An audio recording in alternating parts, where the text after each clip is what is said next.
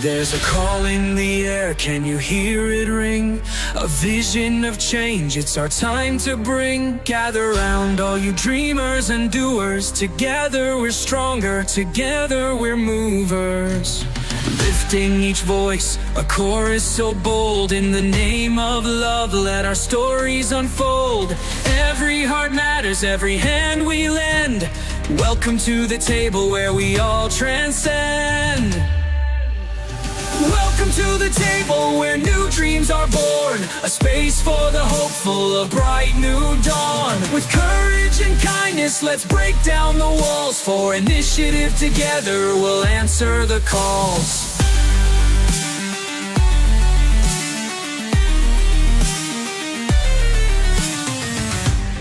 No more division, it's time to unite. Each story, each struggle, it's our shared light. From every corner, let's lift and embrace, creating a future with compassion and grace. So let's build the bridges, let's cross every line. In the heart of the struggle, the stars will align. The promise of progress with every hand we lend.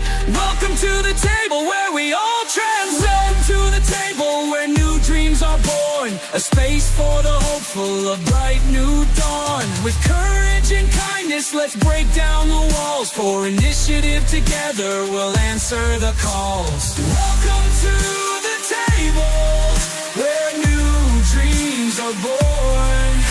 A space for the hopeful, a bright new dawn. With courage and kindness, let's break down the walls. For initiative, together we'll answer the calls. Together we'll rise.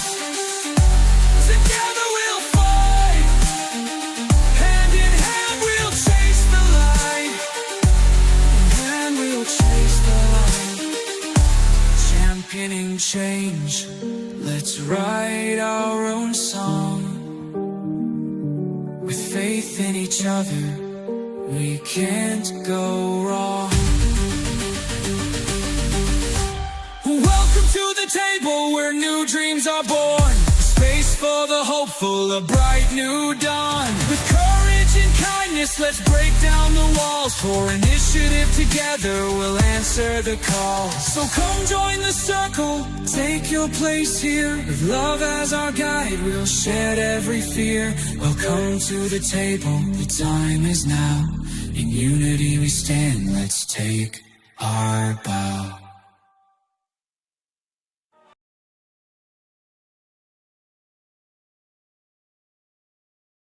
We did all we could. Sorry, guys. Sorry. We didn't mean to burn it down, but we did.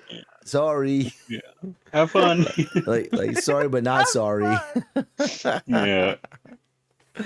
Oh my goodness. I still stand behind that thought process of like when we were trying to put it out. Like I was like, okay, I agree You're with like a little scared, Hathor. It's freaking out like, a little bit. yeah, it's like if we stay around to try to help put it out, it's like, what happens if we get questioned? Like, get questioned that of like, oh, like last thing we'll do is like, end up getting thrown to jail or something. Then you try to lie. Then you try to Yeah. lie. You try to lie your way out of it and hopefully roll high on deception. That's all. Or persuasion. Either one. Yeah. Yeah. It was a blemish in our hero journey, but we made Yeah. it. A blemish. There's going to be lots of them, I think. Yeah. It's, Oh, yeah. it's just how it rolls, man. Just how it rolls. Okay. Welcome back, everybody. If you're back for the first time since last week, rocking and rolling with the little of Embers and Shadow tonight. It's on the off night. It's on an off night. It's on a Thursday night instead of our usual Tuesdays. But that is okay. We're excited to have everyone back. We're excited to be here and rock and or roll. And we will figure out if we're going to have another player in here at some point in the future. We are looking for one. And if you're interested, you can always message and see if you'd be a good fit for the group. Anyways, last week you guys found yourself confronted by something uneasy in Alien's house as you were looking over his what seemed to look like a destroyed journal just left everywhere. The house looked like it was in shambles. It definitely looked like it was wrecked, and something was hiding in the shadows as you guys stood at the front door. You chose to run, which may have been a good idea on your part. And as you did, you made your way down deeper into Slag's Deep. And as you did, you found your way to the forge that is run by Gorvac. And getting deeper into the forge and dropping down into the pits, which Gita, you knew all too well because you've spent some of your time here. You wanted to question Gorvac on some of the information. And as you got down there and you met with him, he proposed a trade of sorts. You would fight in his pit for entertainment, and if you won, you would get the information you were looking for. Not understanding fully who you were going to go up against, Chris volunteered. And as Gorvac raised his hand and you all saw this massive 8-foot tall ogre step out named Farsk, who managed to pummel Chris in about 3 rounds. No, sorry, 3 turns into the ground. And as he was about to be dismembered in the middle of the pit, Gita decided to hop over and throw her hat in the ring, if you would say. After a lengthy duel and your attempt to overthrow Gorvac, who was standing on the outside of the ring, you found yourselves waking up in 2 chairs inside of what looked like a dark office. And suddenly Gorvac appeared. He commended you for the entertaining charade that you put on. He did offer the information you were looking for, or some of it. And as you found your way out of the room through a secret passage to the back, he told you to head over to what is it?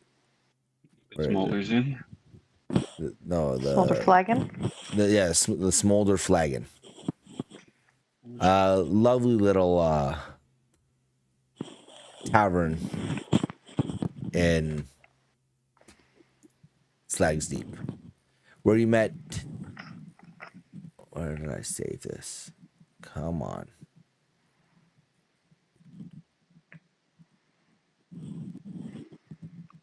I saved it where? There it is. Where you met Morga, a stern but burly half-orc. She laughed a little bit as she recanted a bit of your entertaining fight that she knew of down in the pits. You also met a witty little halfling bartender named Finnick. And then Brenner, this odd person, came out from the kitchen and offered you some food.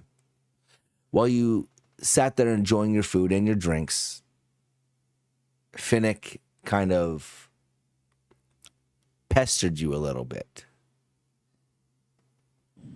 And as the night went on, you both decided to retire to your rooms. After your pummeling, you felt absolutely just drained. And it took no time at all for you both to drift off. As you awake in the morning, the tavern sounds quiet, hollow almost, as if it's empty or missing something. You can barely hear the audible sound of the workers still turning the forge, as if it's the heart of Slag's Deep and it does not shut down at any moment.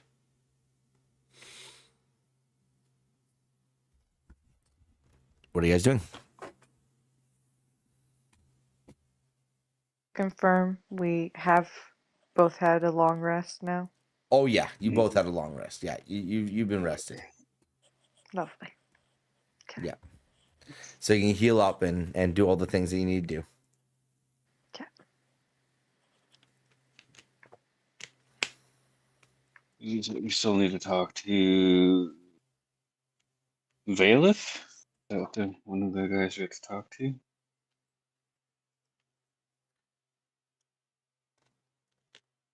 No. Well, are you guys in the same room, or what are you doing right now? Yeah, we're still in the same room.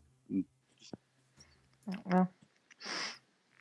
I believe I pulled my small axe, my hand axe out, so I'll put that away and stand up and look outside the window, I think. Well, As you gander out into Slag's Deep, even though the morning has come, this area of Duskwatch is smothered in shadow. It is very much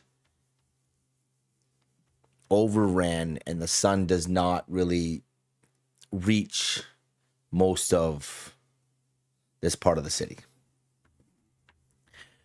You could still see the burning pyres in the forge from your window.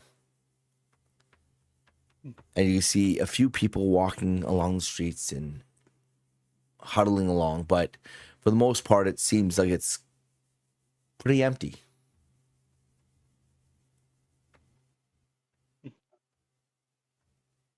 I'll get up and start moving the desk out away from the door.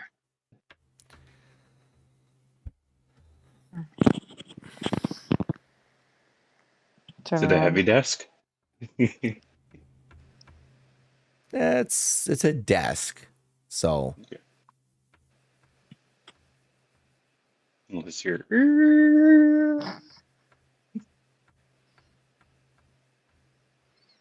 Turn around and watch Chris move the desk and ask her, "You feeling better?" Yeah, I'm feeling better now. It's a little sore. Bearable today. That's good. Yeah. Feeling up We have to taking a trek and visiting our next target. Oh, yeah. Who should we go see next? Either Valeth or Gurnek. I don't want to deal with Gurnek just yet. I think Valeth is our best bet. Okay. And again, he was so many notes.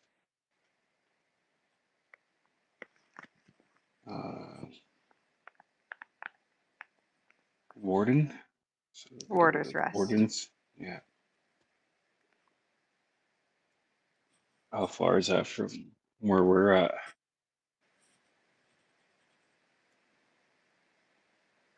go ahead. I don't know the answer. So- So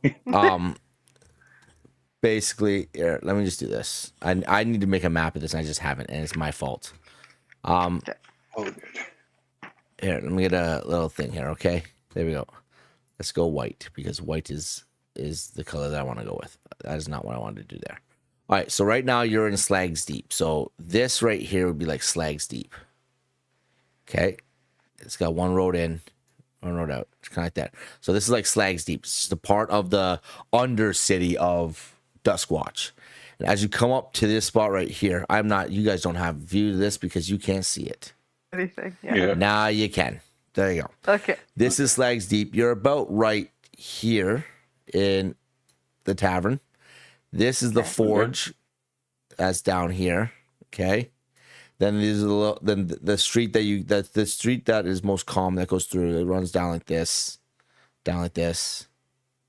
right? And this is the houses that you guys were at. You were in Alien's house, which is this one right here. Okay, and there's like a house over here and house over here. But there's many houses going along here. Then there's like alleyways that jut off down like this, down like that, like that, like that. There's an alleyway that juts like you know what I'm trying to say? And then Warder's Rest goes a little bit further. It gets deeper and darker as it goes down underneath, and that's where like more broken houses are. Over here, you're gonna notice that this road comes up, and this is essentially what was that called? What I should remember the own names of my own places, right? I really should. Let's be honest here. This is the Duskwatch Crossing. Okay, up here. This is where so that's not where the stage was. What am I doing? Delete. This is the stage right about here. Then off this way is another road that goes up this way, alleyways that go off like this. It's a bunch of small little businesses, yada, yada, yada. The little shop you're in was right here because it came down an alleyway like this and then like down like that, and that's where it was. And there's more shops that go up this way, up the thing. This will lead up into, like this road goes right here. This road leads up into the Spire Quarter that goes up. So this is Duskwatch Crossing, where it's the big market. It's also got the veiled markets in there. Like there's shops. Basically, there's shops all in this area right down here. Shops all in there. This is a big market area right here. It leads down into the thing, and then there's an offshoot right here that goes into what would be Warder's Rest. That was not. That was bad. That was bad. Don't judge me on that drawing. Delete that. Offshoot right here that goes into Warder's Rest, and this is Warder's Rest right here. Okay, that's in here. So it's they're not far behind. It's like think about it this way. It's like traveling from where we live to like southern part of the island. 40 minutes, 45 minutes. You know what I mean? It's like an hour walk, really, to get from here to here. Then maybe another hour walk or something like that to get into here. Like they're not very far from each other. Wouldn't take very long to get places around the city. The time that it would start taking longer is when you're leaving. All three of these places right here are like quite excessively close to each other. The second you start leaving and you're going up into the Spire Quarter, that's when you're looking at long times. Because the Spire Quarter, you got to think about it, is like one house is like the size of this little market right here. You know what I mean? Like one house is like a quarter the size of Slags Deep. So if you have 25 houses, you're looking at like long, you know what I mean? And then it goes up and even further, and there's like the actual like skyport that's above the Spire Quarter as well, that holds all of the obsidian watchtower that is above the Spire Quarter. And then there's the chained gate, which is like the main gate entrance into Duskwatch. And there's the Echo Halls, which is also up in the Spire Quarters as well. All things that Gita would know about and have seen. Chris, you would have seen the Obsidian Watchtower because it is massive, and it has a massive skyport built into it, where you see the sky ships come and dock in and fly out of. Like you would see it heading to Duskwatch. It's this massive, like, blackened bronze tower that just goes up with these jetting ports that come off of it that have massive docking areas for ships. But anyways, that's where you are. So you are right now right here. The road that you would follow would be this one right here. Right? And then this is where this is like Warder's Rest. Also has a small little market. All these places have little markets. Like there's a little market in here as well, in Slag's Deep as well. It's not super popular, but it is a little. There is a little market there,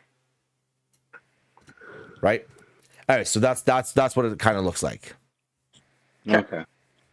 Would I know where Valeth might be? How much time did your character spend in Warder's Rest? I think a little bit, like do odd jobs there. Mainly All in right. Slag's Deep, but just a little bit in Warders. Then I want to say you would have an idea. Yes. Yeah. You would have an idea of kind of the area that he would be in. That's a little like market in the middle there with like little stalls. Warder's Rest is like a step up from Slag's Deep. It's brighter, if it makes any sense. All right. So you would have an idea, like there is a popular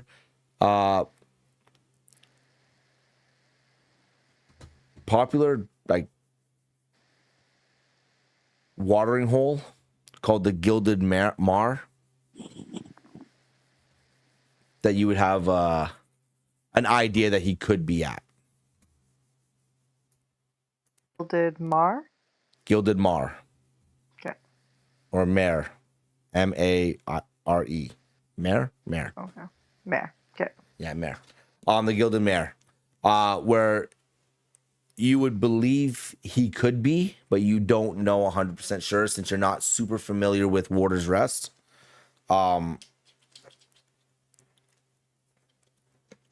You are familiar with who Valeth is, though.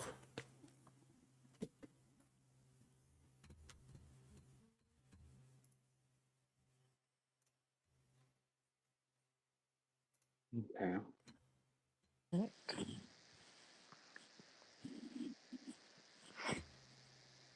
I have a couple ideas of where Valeth might be.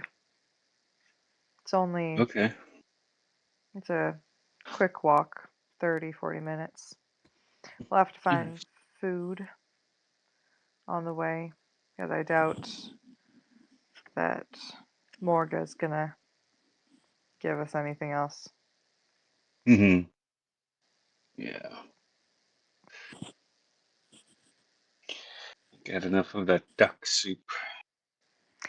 Yeah. Well, I'll probably find a spot to grab a bite to eat on the way there. Alright. Well, whenever you're ready to move out, I am. I'm ready. Yeah. Did Chris completely move the desk?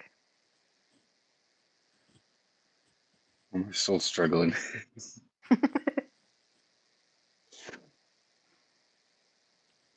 All right. As you gather your things and you head out of your room, you could hear faint sounds coming from downstairs. Sounds like dishes being washed for the most descriptive way to tell. Dishes being washed. You can hear a little bit of water splashing around and someone's in the kitchen. But as you come down the stairs, you don't see anyone else really. You see the stool that Finnick was ushering around behind the bar, just kind of relaxing there in its own. You don't see Morga. The pyre's not lit. Very much seems like the place has been forgotten almost in a way.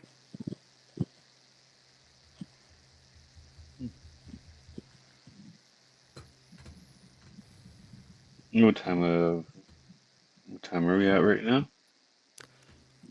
What time are you at? Yeah, like It's in the like morning. it's like early morning, like this, like Okay. dawn. The sun's coming up. Okay.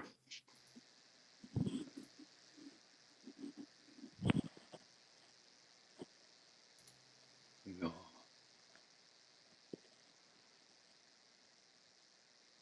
Well, and then I'm thinking nothing else catches my eye in here, so start our journey.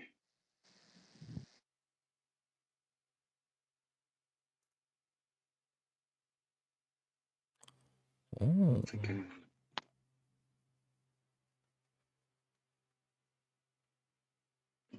So we're gonna wait Morta's rest.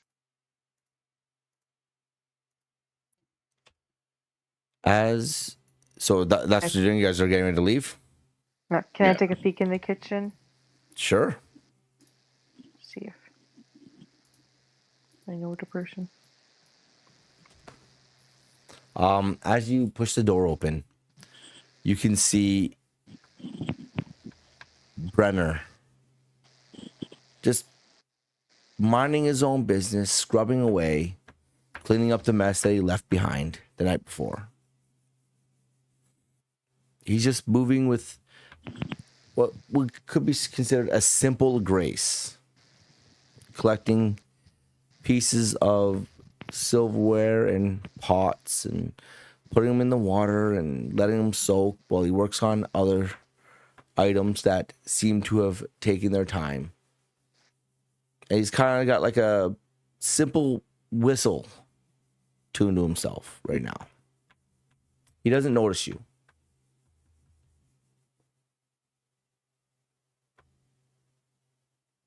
Just back out. Leave him be.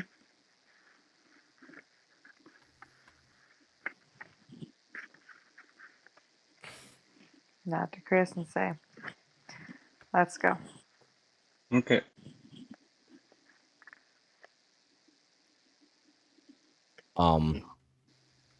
As you're about to step out the door, you hear a voice behind you. Leaving so soon, eh?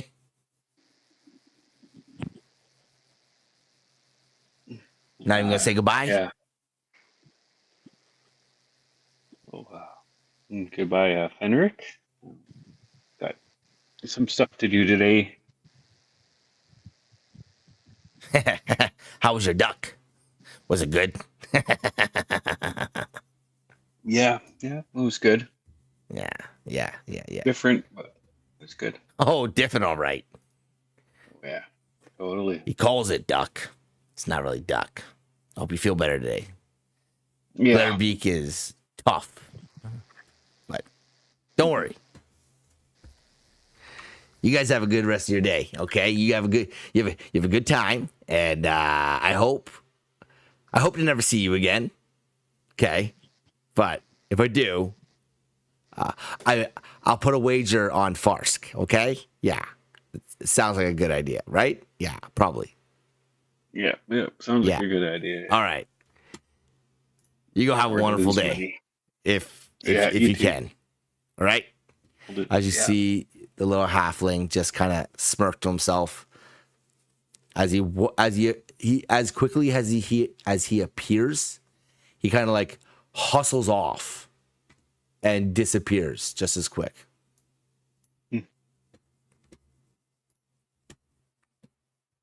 Wow, you can really move.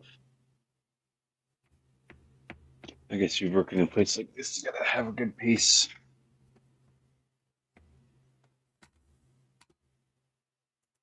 No, sir. Opening the door to the outside world.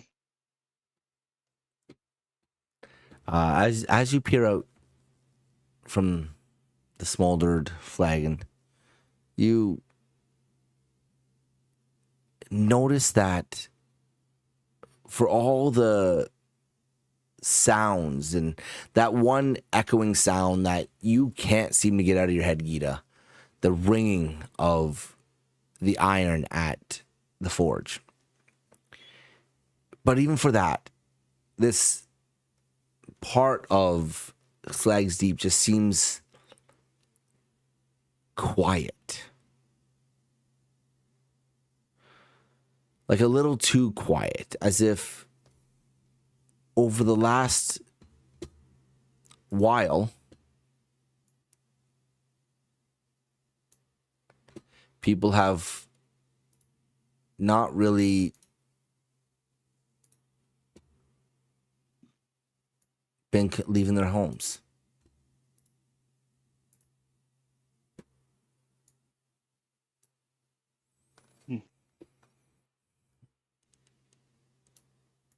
Is there much You people see out it- like Not really, no. Not No? from what you not from what you could not from what you saw the night before. The second here? the old drunk that you guys thought you saw that was out front of the forge is no longer there. But the one person you can see is that rather large, burly dwarf. The long beard, and he's got that whip, and he is not even speaking. But you can hear the whip's point dragging along the ground. In between the ping, ping, ping of all the iron being smashed.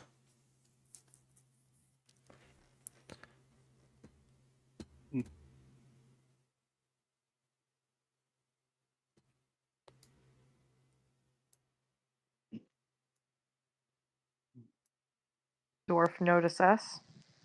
Oh no, he's facing inward towards the forge, so he doesn't really know, because you guys haven't really left the building yet, right? Mm-hmm. Yeah, no, he doesn't notice you. No. Okay.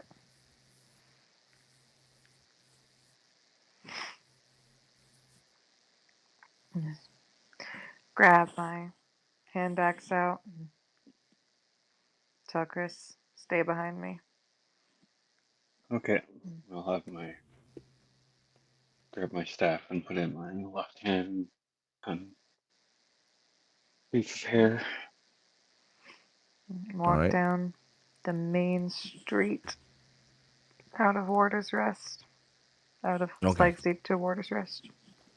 As you make your way down, you get closer to Alien's place. There's something that wasn't there before. You now notice on the front door that is closed. You see 3 claw marks that have been dug into the door, as if it's a warning sign to the rest of anyone else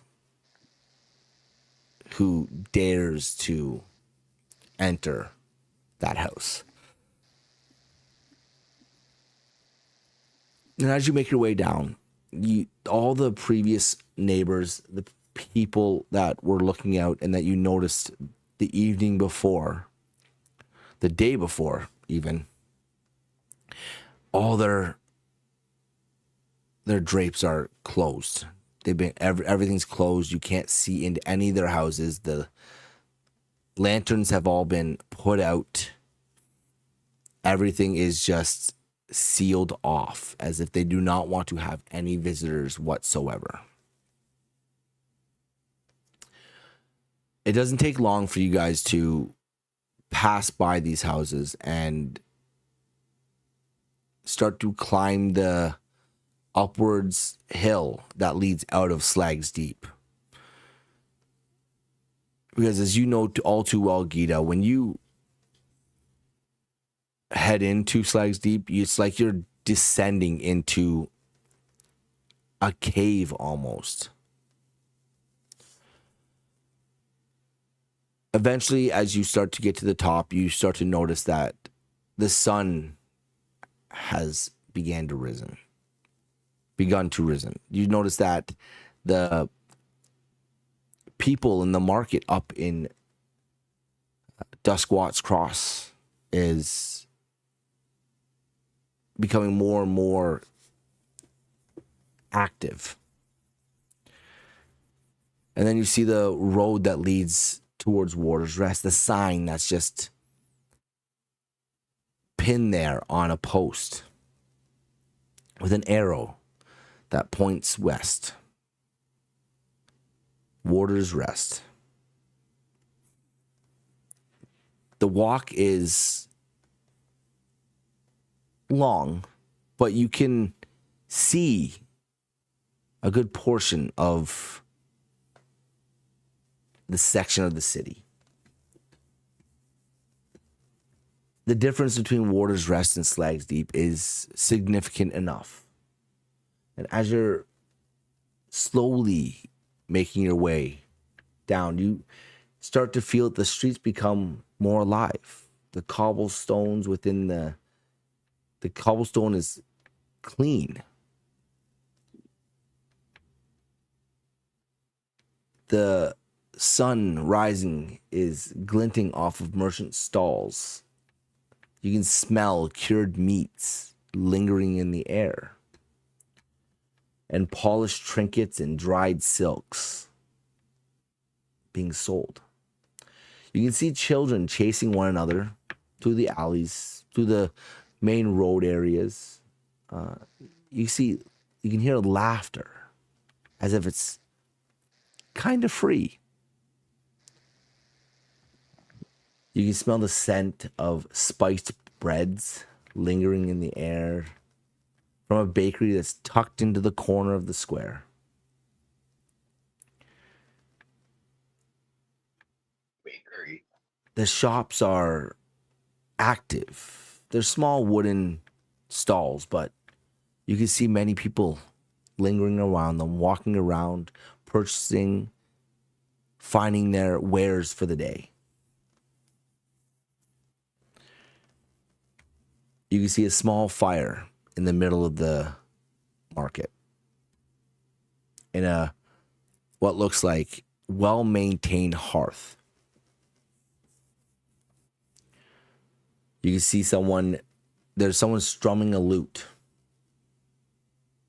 on the edge of a stoop for one of the houses that you're walking past. This area seems brighter than Slag's Deep. It seems more forgiving, if you would.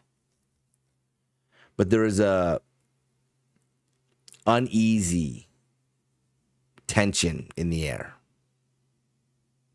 You start to notice it as you get closer into Slag's Deep, as closer into Warder's Rest, as if people are noting your arrival as a potential outsider.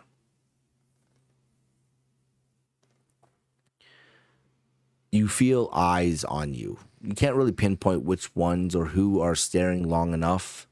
And from turning and looking quickly, you can pick up slightly on some of the merchants, some of the people who live here are watching you.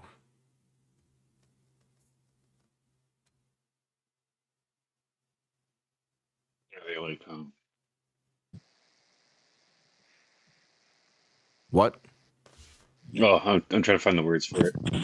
Are they thinking like we're a threat in a way, just because of how? No, it Like you doesn't said, feel like, like no? it doesn't feel like people think you're a threat. It feels that the uneasy tension is derived from being an outsider in what would be considered a secluded part of the city. Oh, okay. Okay. You're new, and Gita's been there a couple of times, so she doesn't really fully know the area too well. So you're not known as a regular there. So you're both considered outsiders. Okay. So people are watching you because they are interested in what is going on.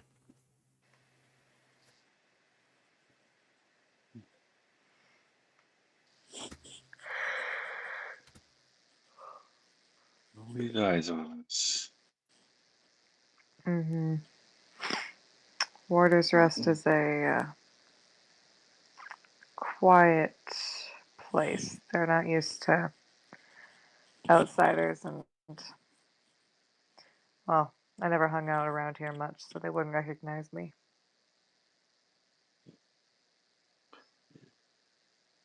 Oh, let's hope that don't take the wrong way for just handling some business here. You Are you smell some talking to a baked shopkeeper or goods. something? Or are you just talking to yourself? Or are you talking to Gita? I'm talking to Gita. All right. Let's get, smell some baked goods here. Wonder if you get some baked goods and have a little breakfast before we continue on. Yeah, go ahead. Okay. I'll go to the uh, little baker's area store and go purchase some baked goods. You, Mm. as you approach this, little bigger than, it's a small shop. It's got a window that has a ledge on it that opens up, and that you can see people coming to and purchasing their baked goods and leaving from. No one's actually entering the shop. It's like it's serviced from outside. As you get up closer, you start to see this older man who is handling the counter. He's passing the baked goods out to other people, and he is nervously clocking you as you come closer. You can see him for a moment there, tugs on his apron strings a little bit, as if hoping you're not about to interact with him. Nudge Chris and just be like, careful. He doesn't seem to trust you. Okay. I'll grab some coin out of my pocket and I walk up to it and to him, just say good morning and put down a gold coin. And Oh, what can oh yeah, what can yeah, I get yeah, with yeah. that? Okay. Well, what can I get for you? What do you have that I can buy for We got with this? breads, we got danishes, we got stuffed apple fritters, we've got plenty of things. Okay. What would you like? We got little fresh baked donuts that my Ooh. partner back there has been working on for the bulk of the morning. What would you like? Give me two donuts and two danishes. Okay. Yeah. Sounds good. Misha. I need two donuts for the man, and two danishes as well. Quickly, please. Quickly, please. As you see behind him this tiefling, dark red skin, kind of hustle past. Go collect the baked goods you were asking for. run up to the counter. From where you're standing, you can see when they run past, they look like they're regular height, if you will. The second they start to get closer to the window, their height discrepancy starts to drop significantly. By the time she gets to the window, you see her. She's about 2 feet shorter than the man that is servicing you. Okay. You are probably a solid half foot taller than the man. So this tiefling gets there, and she's about just under 4 feet.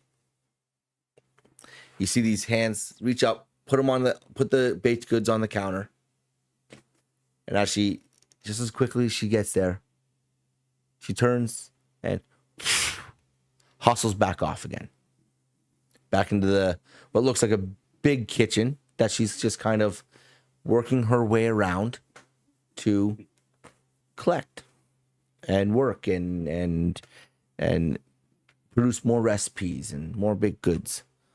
You could tell from the looks of the market, this is probably one of the busier shops. All right, so I got your donuts and your danishes. It'll only be 3 silver. Okay. That's it. Well, still give the gold, 1 piece gold. Like, okay, then the rest is yours. Oh Have no. yourself, No. It's 3 silver, and that'll be it. Okay. As 3 you silver. see him reach into his pouch and put 7 silver back on the counter and slide them to you. Okay. That'll be it. But I gotta ask, what brings you to Water's Rest? Because you don't look like you're from around here, and just so you're aware, it's probably best to mind your coin, okay? And some helpful hint, mind your tongue as well. It just might be in your best interests. Just No, I shouldn't have said that. I shouldn't have said that.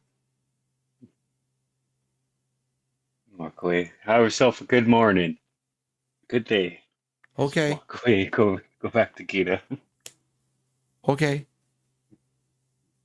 Misha, what's next? Always you hear him shout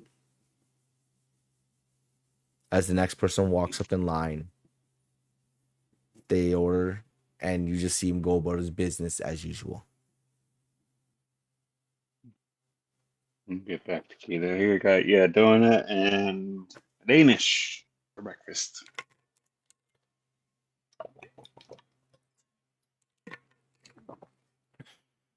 You start kind of nibbling on it. The donut first. Give it a try.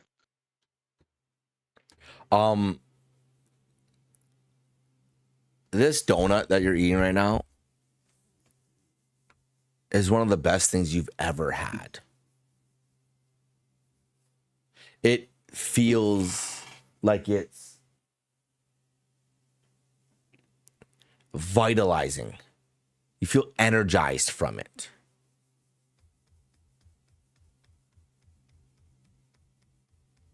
Ooh.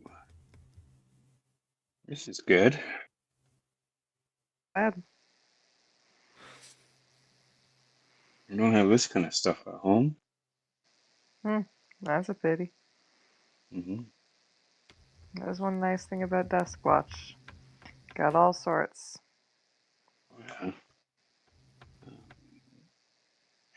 And I've seen it as an interesting place.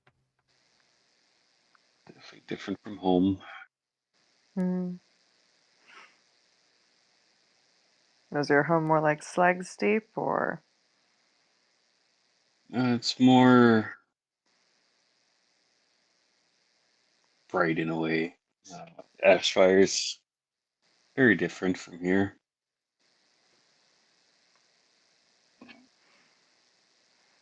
It's home in a way. Still got a couple good friends over there. I had some good times growing up. Really, just keep to myself most of the times. So, just kind of an introvert person in a way.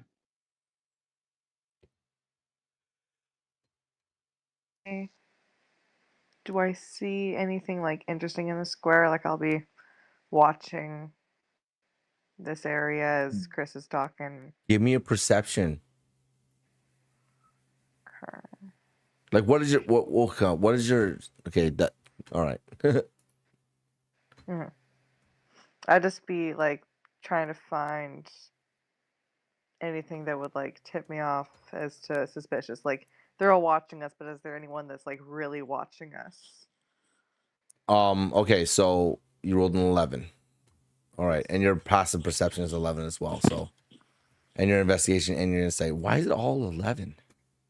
It's yeah. Jeez. It is All right. what it is. It is what it is. What it is. It happens. It is Leave me what it alone. is. Yeah. Mm. I just try not to think about it. Anyways, At least it's point by I not miss like rolling. yeah, I miss Hathor. She had some great. Yeah. Yeah. You miss Hathor. All right. As you are looking around, most of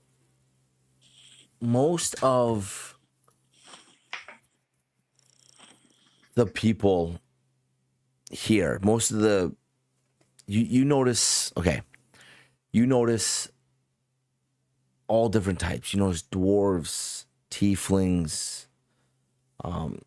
You see another Goliath.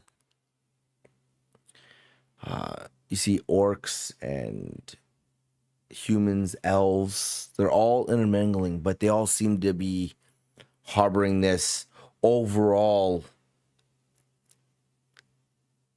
tension, as if everything that is bought is owed. Every interaction that you're picking up while you're in this market seems to be exact. There's no add-ons. There's no extras. When something is 2 silver, it is very much 2 silver passed over. When something is a few copper, it is very much a few copper passed over. There is no extra given, and there is no minimal given either, as if something else is controlling the entire overall look of this market. You do catch an older lady. Another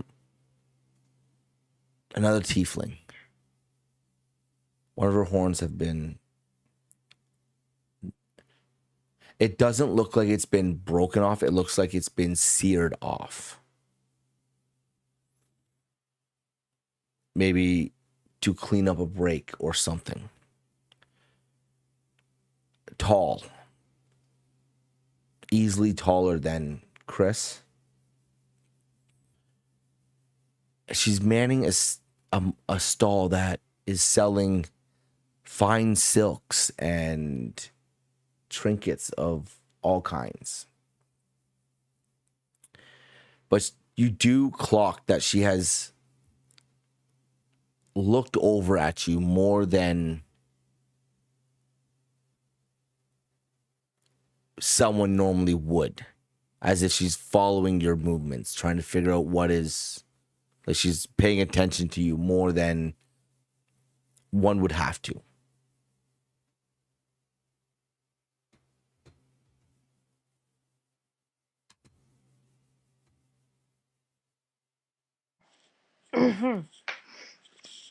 Alright, well, While Chris is talking, I'll just start heading in that direction towards the lady. You see her kind of tilt her head up a little bit, look through the corner of her eye.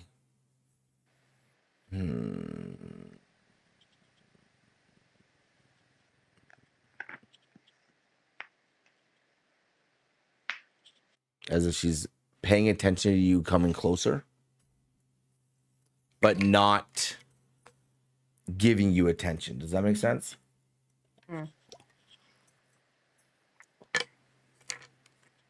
Glance back at Chris and just be like, there's something about her. Be on guard. Just give the nod and I'll stay back a little bit, but like kind of stay close to Gita, just in case.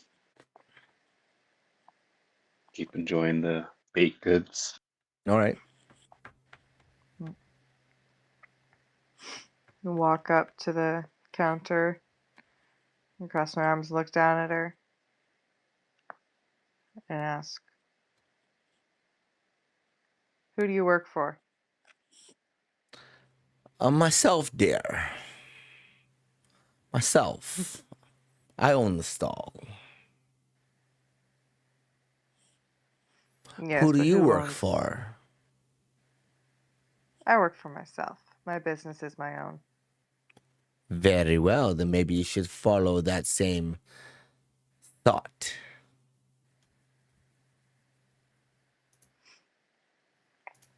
You've been keeping an eye on us. Because you're new. Sis- We don't take new well around here. That may be, but there's something you're afraid of that's different than everyone else here. It's something we're all afraid of, but I'm more willing to speak it. And that might be. Valeth. As she says this name, the others that are around her kind of stop for a moment, look at her, and then divert their eyes and look back again to what they were doing. Valeth, my dear. He owns the market. He owns Water's Rest.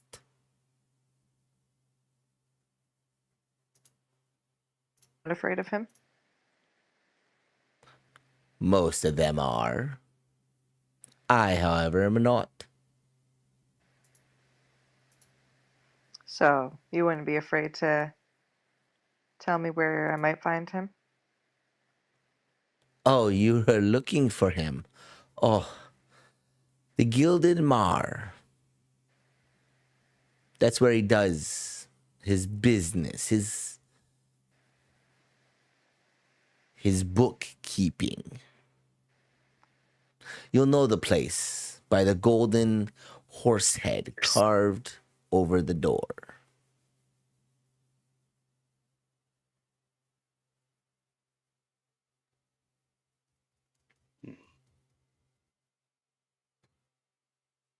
Down on the counter. What'd you put down on the counter? A gold piece. Oh. Put it down on the counter. You Slide see- it towards her. You see her hands kind of disappear into her sleeves of her robe. What is this for?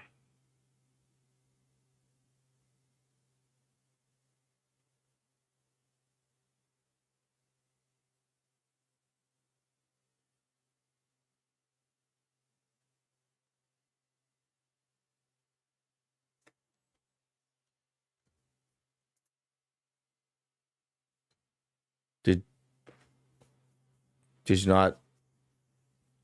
Did you mute? Did you mute by a chance? Yeah. Yeah. Okay. I'm like waiting. Okay. Anyways, for your trouble. Oh, my dear. No, no, no. You take that back. If Valeth starts to see others gaining, it could be bad for all of us. Hence the reason why the shopkeeper over there, Marin, it's why he didn't take your gold piece.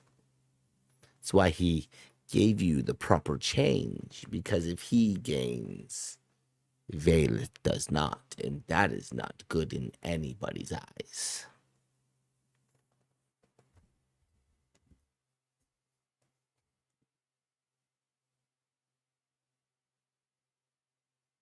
Well, thank you for the information. Oh, I don't know if you should thank me yet, but go on. Nod at Chris and walk towards the Gildan Mare, or in the direction of it. Okay. As you approach, the Gildemare looks ordinary enough from the outside. There's smoke curling from the chimney. You can see what looks like warm lantern light kind of spilling from the windows.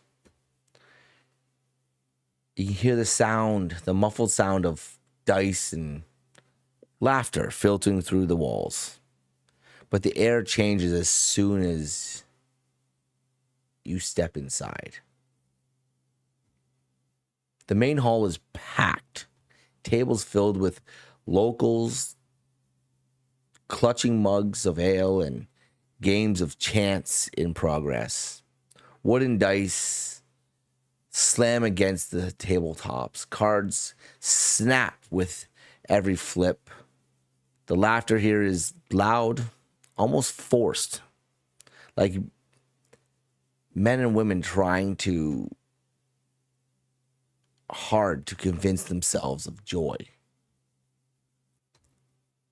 Beneath it all, there is something heavier, a silence under the noise, like a taut string ready to snap.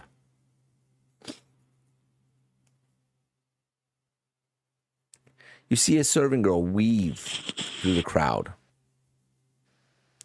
as she brushes past chairs, carrying mugs foaming with ale. But their eyes are sharp, always scanning as though watching for some unseen signal. And tucked away at the back, half hidden beneath a velvet curtain, is a small room. There are two guards at its edge. Don't wear uniforms, but the way their hands rest casually on their hilts makes it very clear that they serve whomever is inside.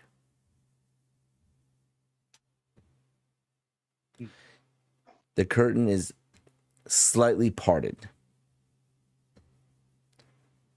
and you can see what looks like a tall person sitting at the back of the room.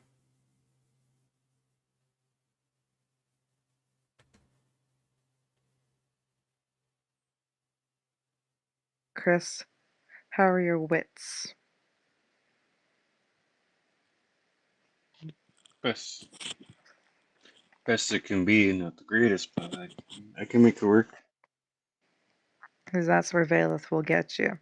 He may be quick with a knife, but he's faster with his tongue. And that's how he runs this place. He'll twist your words, so be on guard. Okay. I have to let you do all the talking. I can just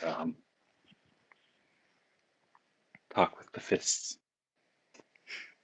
I know, he'll twist my words. I never did the talking. Oh. I never had to deal with him much. That was always Archie's problem. But Archie's not here to talk us out of our problems, so we've got to figure this out together. Okay.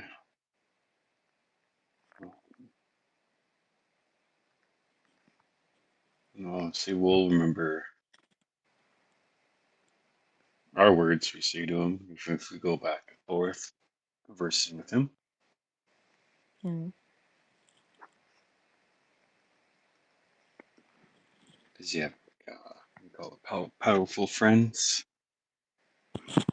He's the powerful friend, but He's a powerful one. Okay. he's got influence over many people and powerful ones. Uh, As you both are talking there, suddenly one of those same servers just seems to creep up behind you. As she looks up and just simply says, "He will see you now."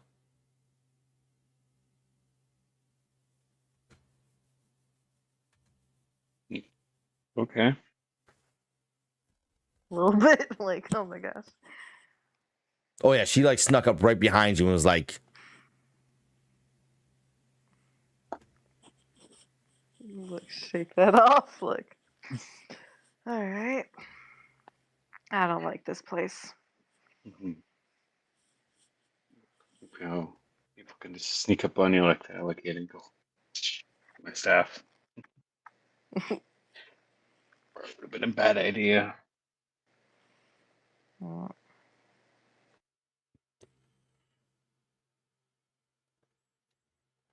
start walking towards the curtain. as you get closer, you see the two guards. One of them is a large orc, about 6.5 feet tall. Definitely built to fight. The other is an elf that's a little over 5 feet, but looks wiry. Hold up. You got to search both of you. You can't go in with any weapons. Over at Chris. It's like, you gotta arm yourself with your tongue. Let's go. Okay. Let's go. Hand over the axe. Hand over the staff. Hand it over. No one's going to take it. I promise you. We're not here to take your weapons. You can have them back when you leave. But you can't go in there with them.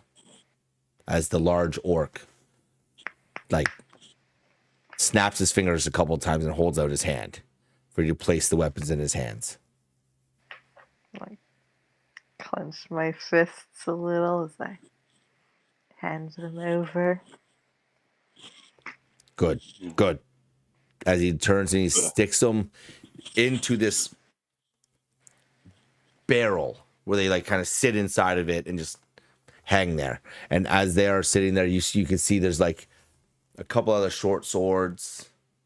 There's some other like short swords. You got another like little mace in there, and there's a bow in there and all that as well. All right. You can go in. Nudge Chris. Okay. You first. Okay. Walk in.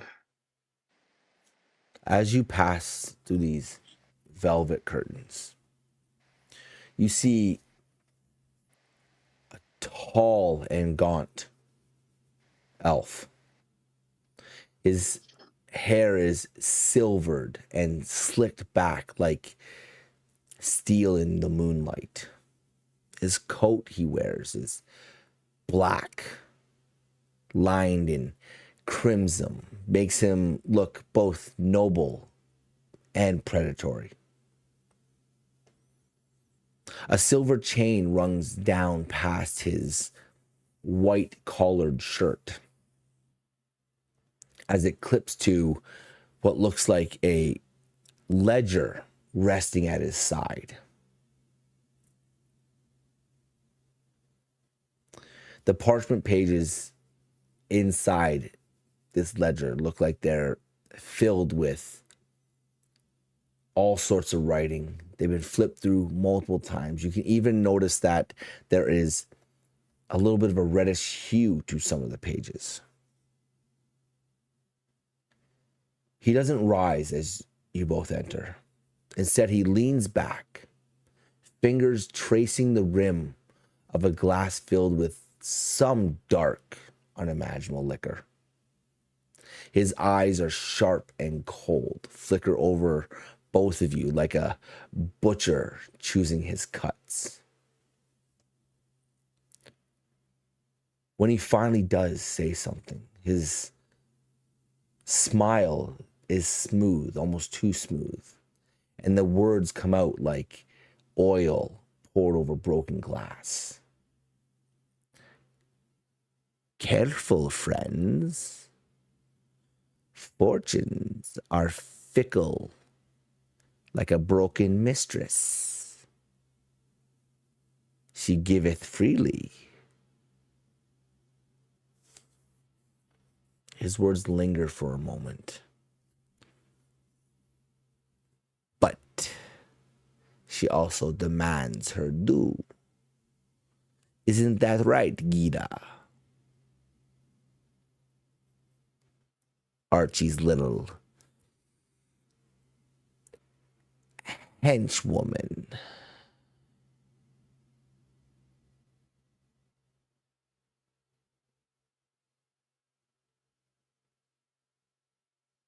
You're muted.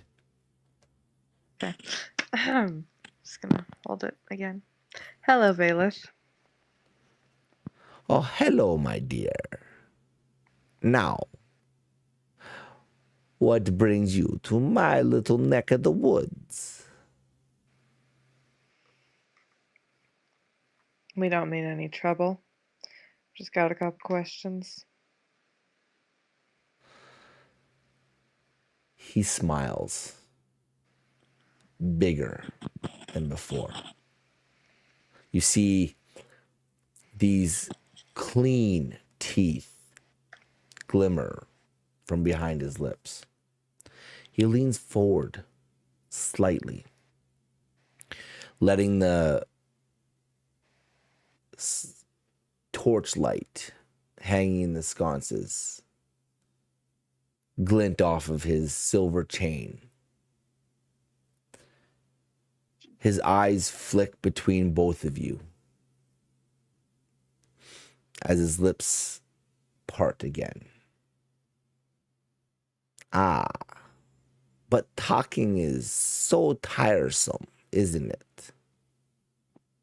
First, if you would like to garner some information, maybe let's have ourselves a little game.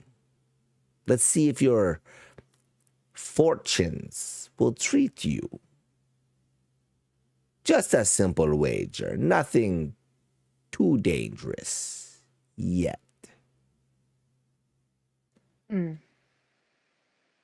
What's the wager for? Oh, you don't need to be so blunt, Gita. Sit, please.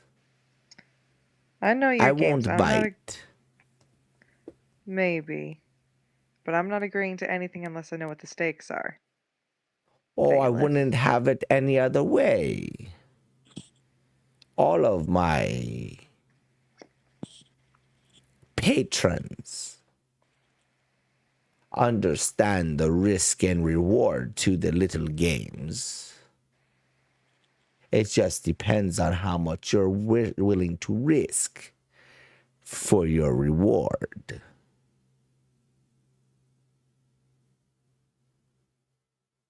As he leans back again, and you see his long, bony fingers kind of gesture to a small box resting at his side. As he lifts the lid, you see multiple sets of dice. They look like they've been worn and played countless games. Roll with me, Gita, he says as he brushes his fingers across the dice. Let's see if luck or skill favors strangers.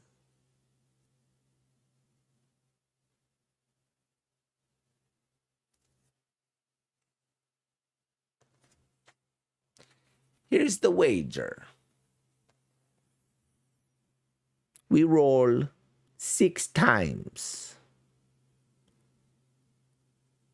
And each time, if you win, I'll give you 1 answer. But if I win, well, we'll start small. You give me some information about Archie. His debt has come due, and, well, we haven't been able to place him lately.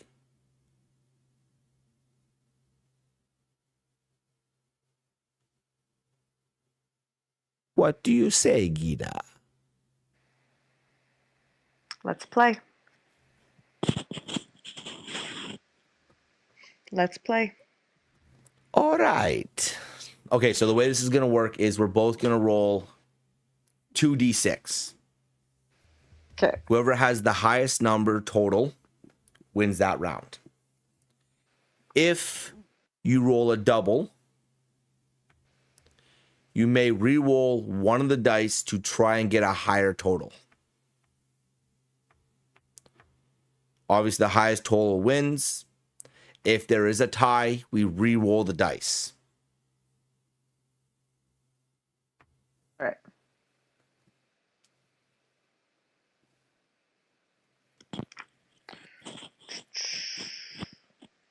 Sounds good. All right. So you go ahead. All right, Gita. You roll first. As he slides the velvet box over to you. Inside this box, you see 8 sets of D6 dice. They all range in different colors. Some of them are chipped. Some of them are cracked along the side. They definitely look like they've seen multiple games. Pick your weapon, Gita. Are there any green dice? Yes, there are green dice. There is a set of dark green emerald dice that look like they've been used some of the most. And then there's like another set that has speckles of green and red and like purple throughout them. One of those D6 are cracked. Okay. Which set looks the most used? Which set looks the most used? Give me a perception. Okay.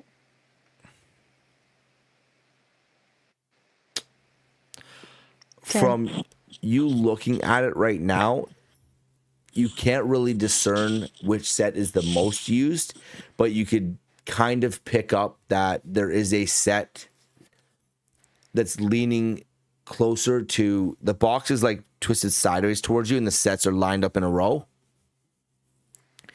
And the last set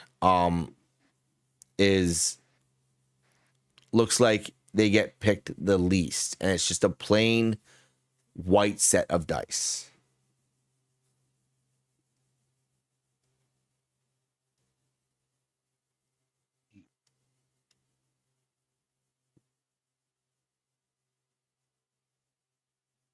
Like the green emerald ones.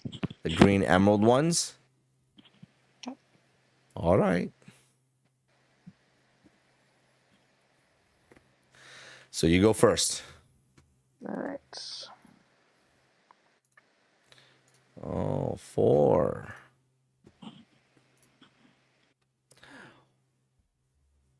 That is a very interesting number, Gita.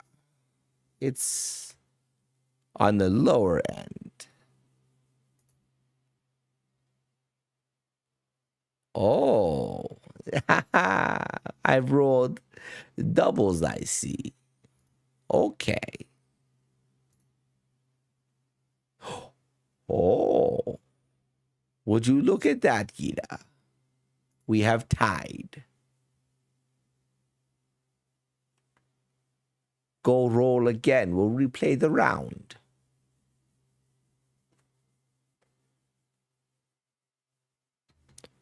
Oh. Oh, The dice are saying something interesting there. mm-hmm. It seems that we have tied again, Gita. Indeed. Should roll again. Oh.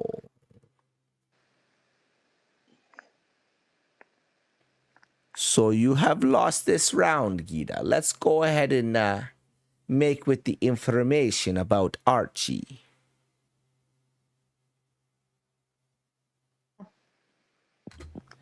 Where can he be found right now?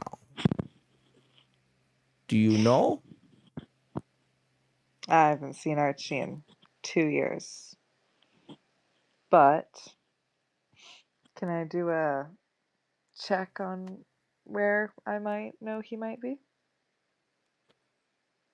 Sure. Or Well, would I just not- know? it's not even a roll. If you can remember what was said in the last session.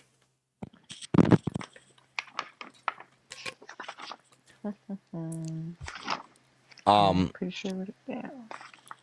I don't know if you would have caught it. But I wrote it down.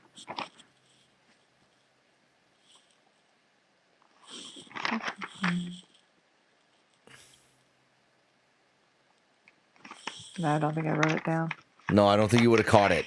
I don't think, like last time when you were at Gorvac, he mentioned something about the last person that Farsk fought in the ring, he ripped in half. Uh-huh. And that's when you were talking to him and he was bringing up Archie. Okay. He didn't So signify that it was Archie that he ripped in half, but that was part of that whole conversation. And it was like a part of like 2 lines. are you saying that I'm just Archie saying wasn't- I'm just saying that would be information that you have garnered from that scenario.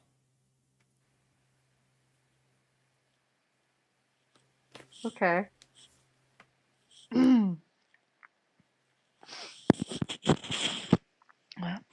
I'll just respond to Bailiff. Like, he's in Slags Deep, where he always is.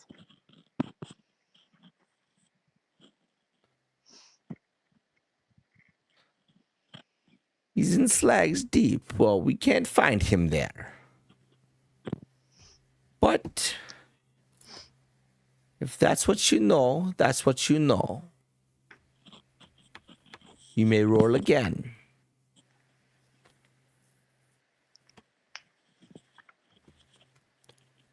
Ho, ho, ho.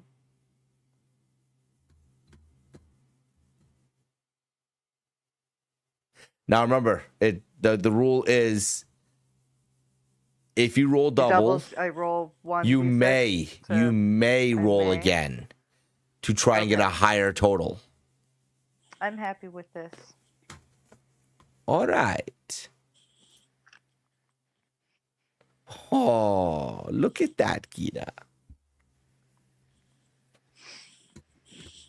What is your question? Find my question.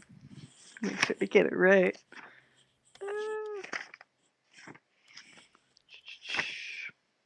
Give me a second.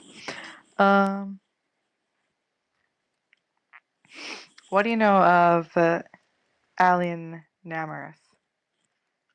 Namar? Oh, Namareth. Namrath. Yeah, Namrath. Namareth. Okay. Oh, alien. Yes.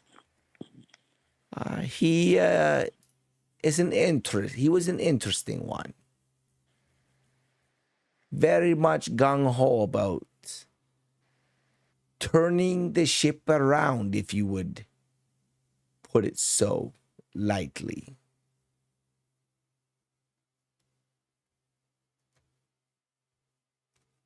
I believe he was a charismatic and ambitious, but naive at times, too trusting. Maybe that's why he got caught.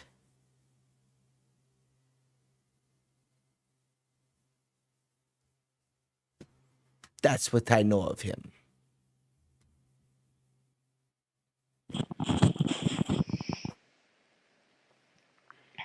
All right. Are we going to keep playing? Oh, yes, Gita, we have to finish. The game is not over yet. Please roll. Fine then.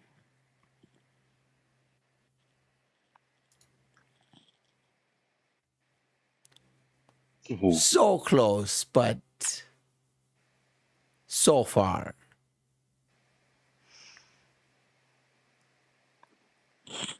What brings you to Water's Rest? What brings you back here, Gita?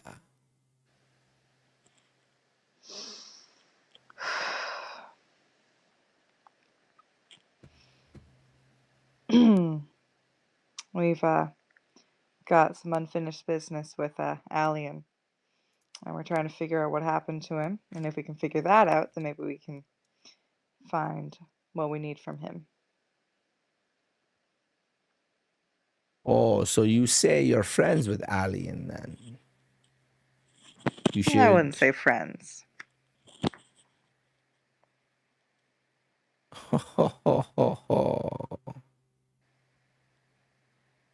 Who are you friends with then?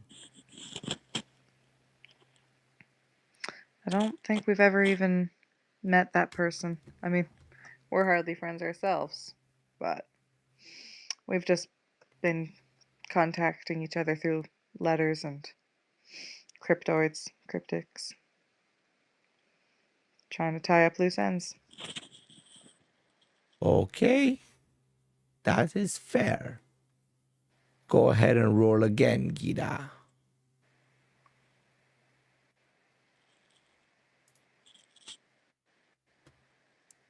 Oh, you're not very good at this, Gita. Let's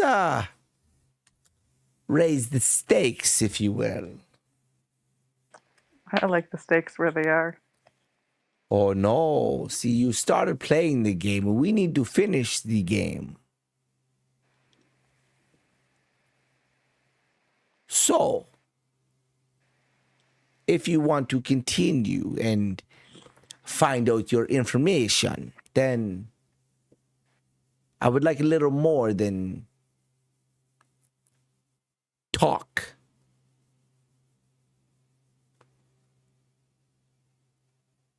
All I would like is a debt, if you would. Nothing too serious, just I may call on you one day for something. May need your help to see it through. And in exchange, if you win, I'll give you access to the spire quarter. A way to move in the shadows, if you will.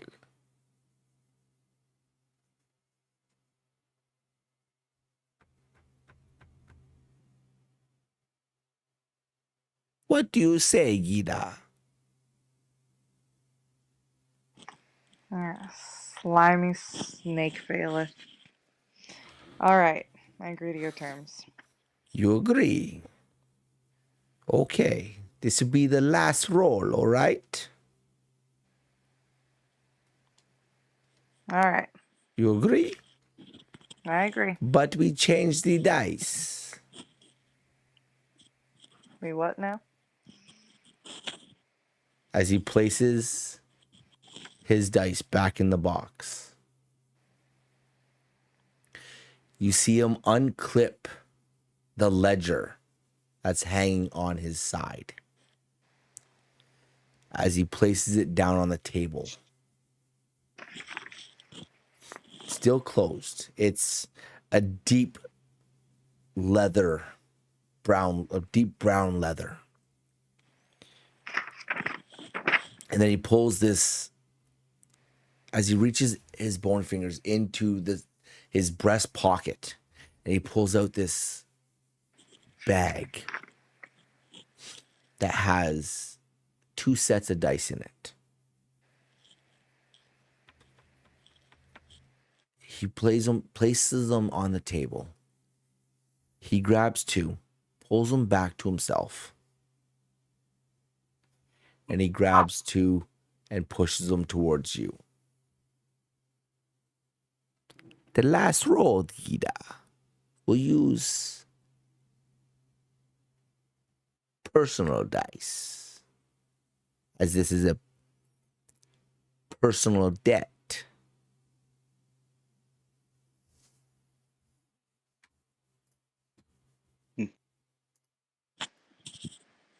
Do I have dice? What's in your character? Do you have a dice set in your in your thing? In No. your inventory? Then no, you would only have his dice that he's handing you. Oh. Okay. Alright, take the dice. As you pick these dice up, they feel lighter than the ones you were using.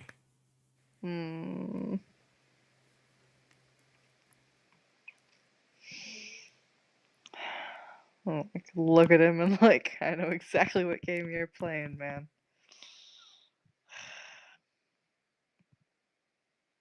You have a -1 to your roll. Just so you're aware. Okay. So, starting again, I go first. Yeah, this is the last roll. You go first. Alrighty. So, 7. 7.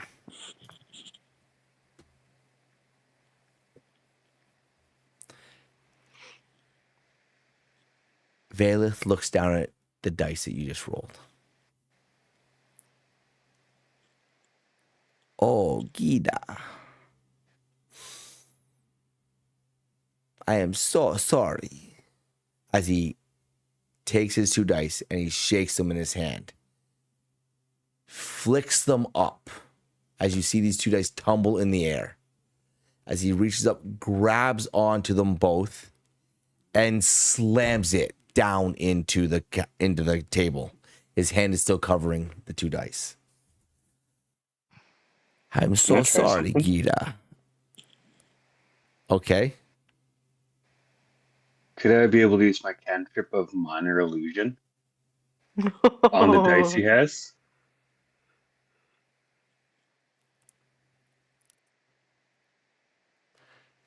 You want to use a cantrip on minor illusion. Okay, hold on. Hold on. Let me see. Okay, hold on. Let me see, right? Let's see. Minor illusion.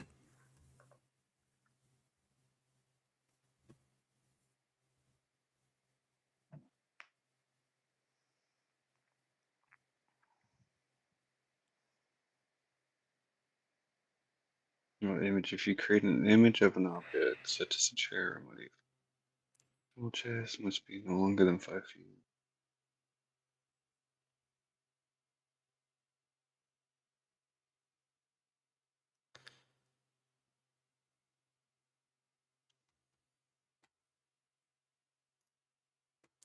You know what?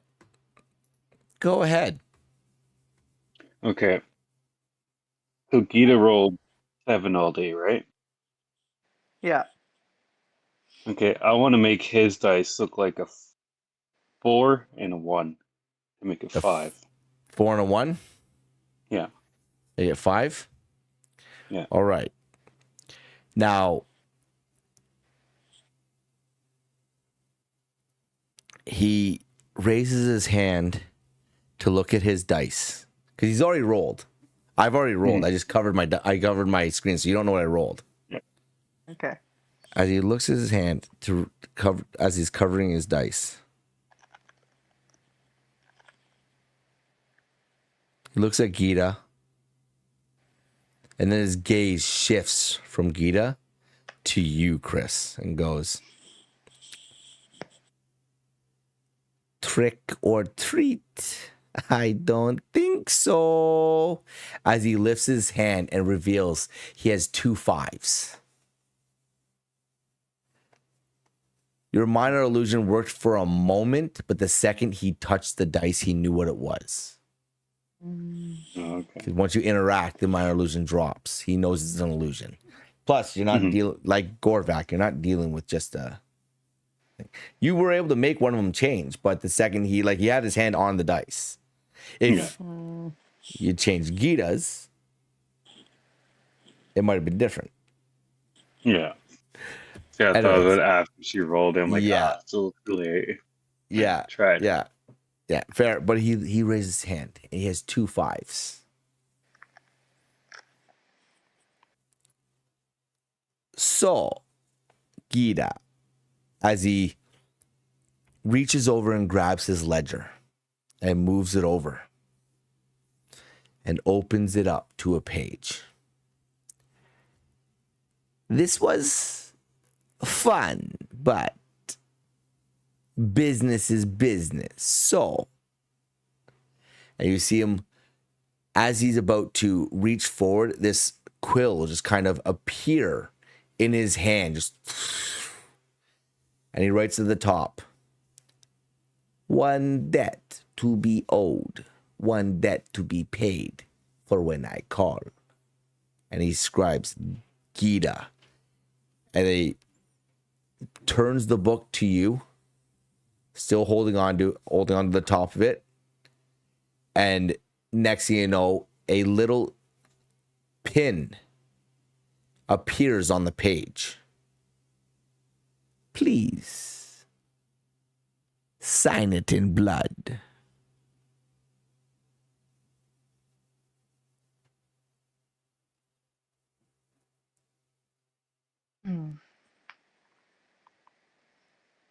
Stabbed my finger and signed it in blood. Both his hands lift up as he just twists his wrist. You see the book slam shut and just fling back to his side and clip itself back into the chain. As he turns to you, Chris. "Now, you decided to play with the outcomes. That's fair, so did I. I'll give you one chance. You want to change the fates? You want to test your hand?" Yeah. Okay. "Same deal. You lose. You owe me a debt. You win, and I'll get you passage to the finer points in Duskwatch." I'll look at Gita and just like nod, like, should I? Leave it up to fate. I won't. As he Get a like bit. I won't. twists his hand, and you see the 4 dice that he had in the table there kind of group up into a pile. I'll even let you pick your own dice.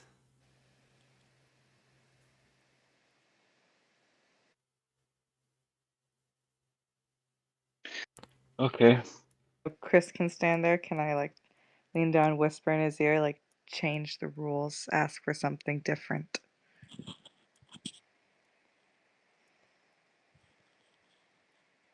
I'll lean in and like, oh, what do I ask for? Something different than the spire quarter. We need something better. Okay. Um,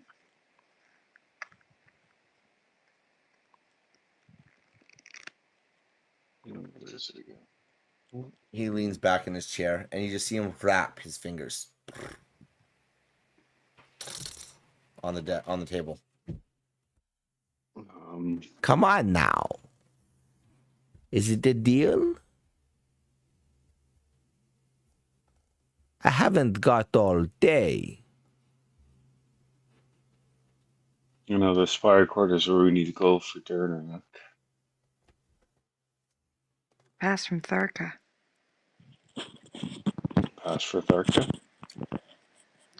Remember, she gave us a way to get into the spire quarter. Okay. I still have it. Okay.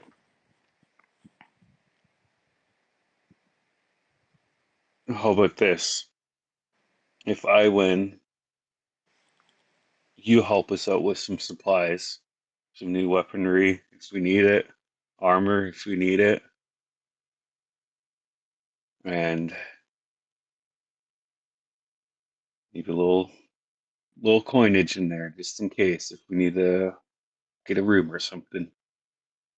And if I lose, I'll owe you a debt.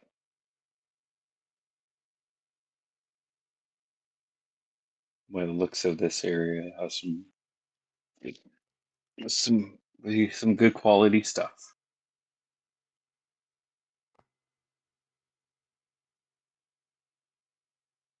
All right. It's a deal. Oh, okay. And what dice was he using again? What color was that one? They were all the same. The ones that he pulled out of that bag are all the exact same. All right. I'll grab the 2 in front of him. All right. He just moved them all into a pile, so. Okay. I'll grab 2. 2 in front of him? Yeah. Okay. They both feel kind of different from each other. One feels heavy, one feels light. Okay.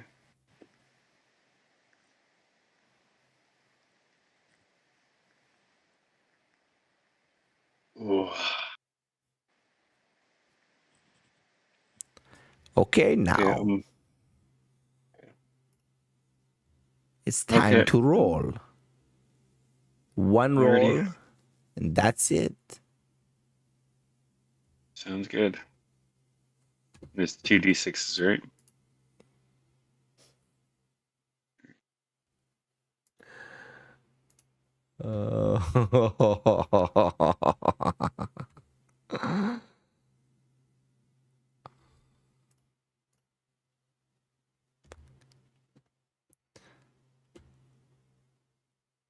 As the same thing. He looks down and goes, "Oh, seems that you may have better luck than Gita here." As he looks at you, Gita, "You should have let your friend play. Might have gotten you further." As he, same thing, flicks the 2 dice in the air, catches them in his hand, and down, covering the dice. No tricks this time. little one. Hold my hands up. Okay. I'm not doing anything. He looks under. Looks back at you. It seems that you have won this round. That's good. I'll live. For you.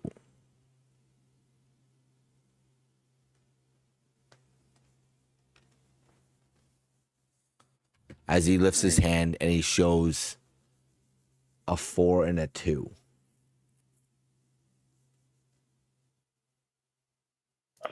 Oh, this is my luck. It very much is luck. Yeah. Basically, one of the dice you picked up had a +1 and one of the dice had a -1. So when you rolled, it would have made the exact same number.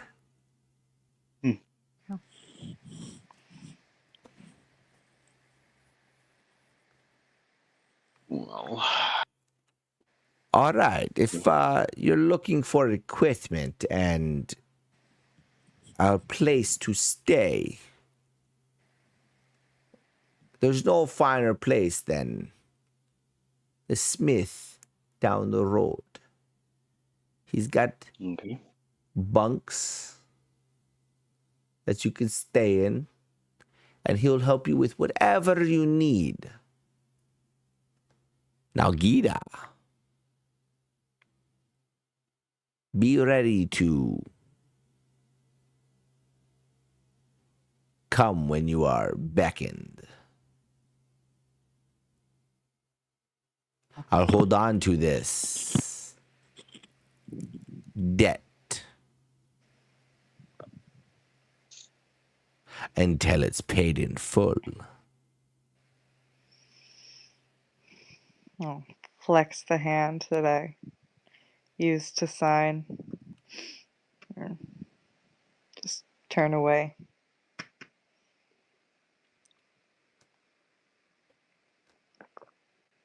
All right, now, if that is all, this was fun. I enjoyed myself. I love rolling dice. I love playing games, and wagers are a good way to pass the time. But if that is all to be, then, well, you can leave now. Sir Gregory there will assist you out.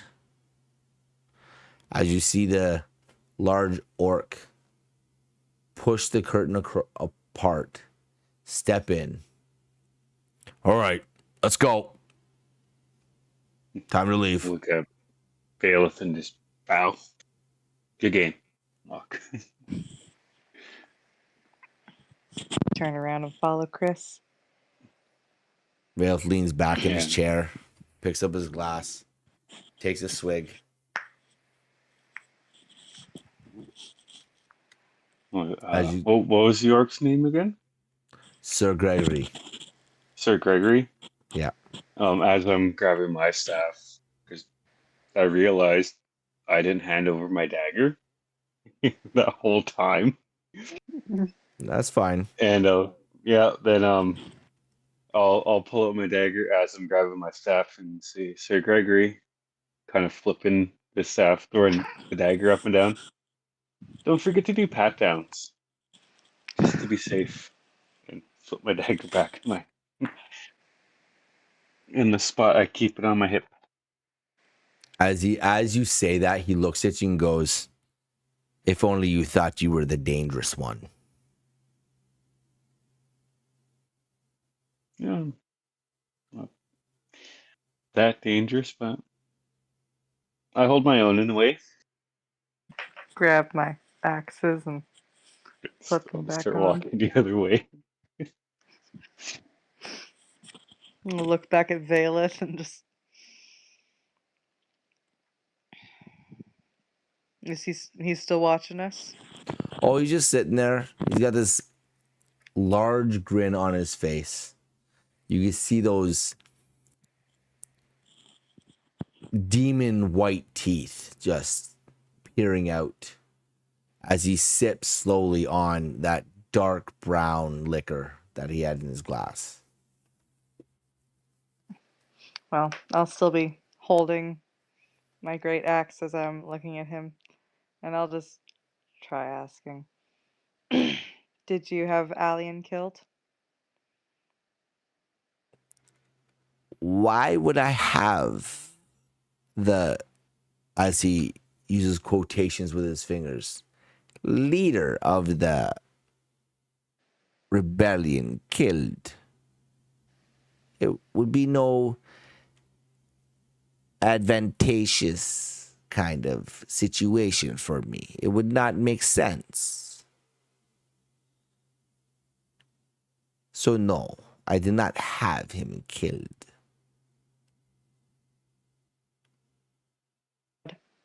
Put my Can I great get axe insight away, on that? turn around, and go. Good luck finding Archie.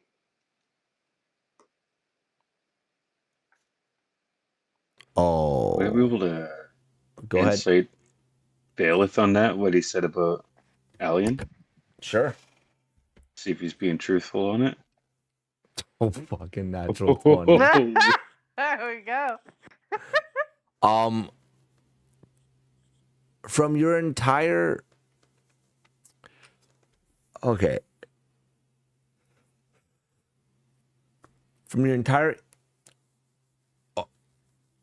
interaction with Valeth, Mm-hmm.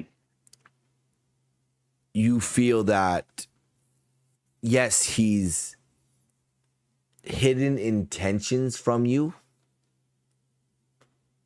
as if when you started your dice game, he had alternate intentions to simply gain information. Mm-hmm. But when he speaks about having Alien killed, your feeling that you get from that specific interaction is that he's being truthful. That it would not do him any favors to have it done. It would not advance his own agenda. Okay. Lean over to Kita and like, I think he's telling the truth about that. And while you've done that, and after you say, good luck finding Archie, you hear come from back in the room. He was already found. It was just a ploy to get you to sit and play. Who do you think put him in that pit? You slimy snake.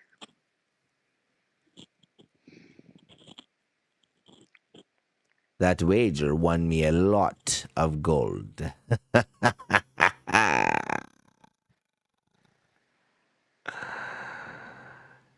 You both have a wonderful day now, and come back soon. Play some more games. We'll roll dice again. Yeah. I'll storm out of the tavern. We'll start following behind. And start forming like, oh, well, at least we got some free equipment out of this. Kind of a bummer you and Medette now.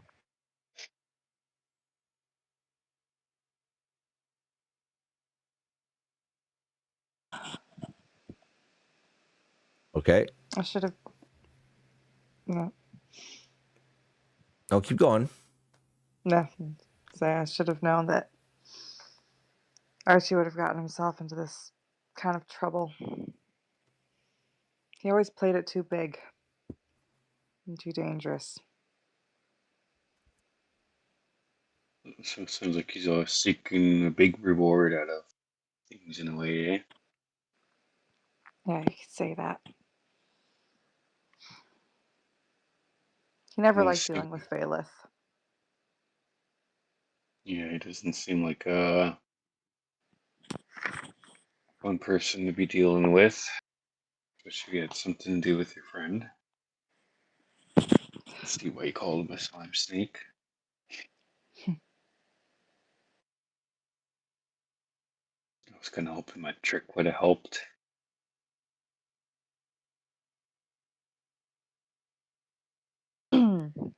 Oh.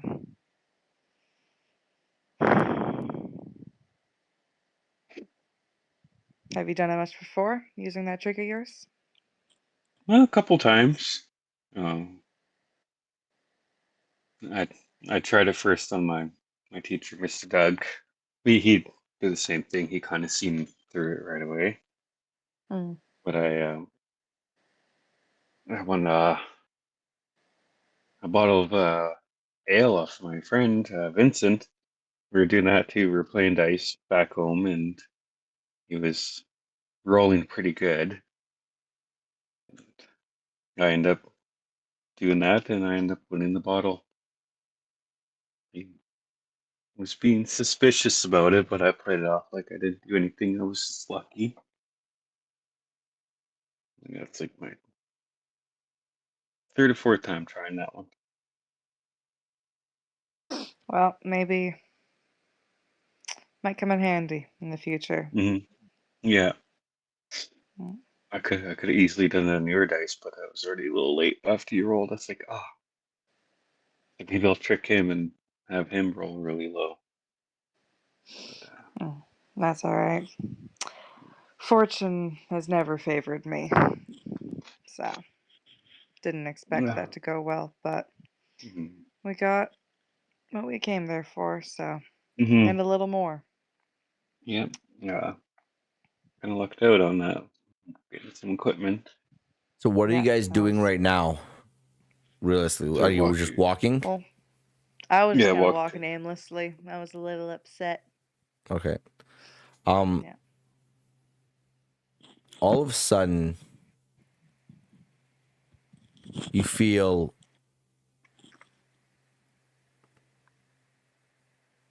like a hand tap you on the shoulder, not the shoulder, but the back.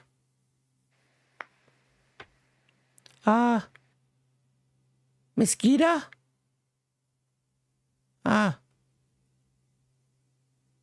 Valeth wanted me to hand you this. As you notice behind you is one of the serving girls that was speeding around the town. As hands you offers you like a parchment, small, only the size of maybe the hilt of a dagger. He wanted you to have this. But yeah. Here. She offers it up to you. Tear it out of her hands. She's like, okay. As she turns and just like hustles back towards the Gilded Mare. Just rips out. Like she's like 4'2". Like not very big at all. Like very small person. And just rushes off.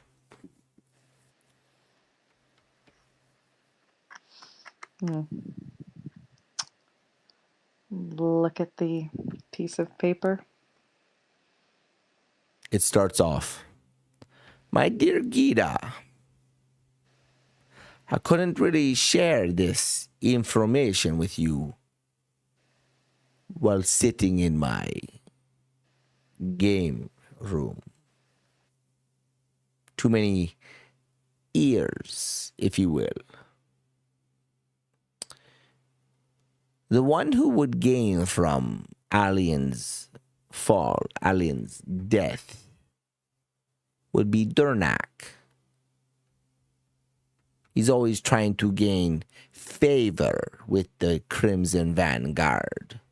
Always looking to rise above, even though he's a Weasley little cousin to the throne.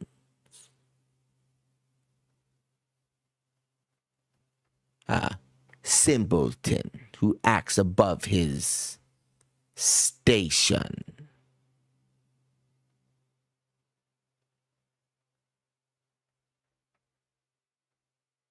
Anyways, bye-bye for now.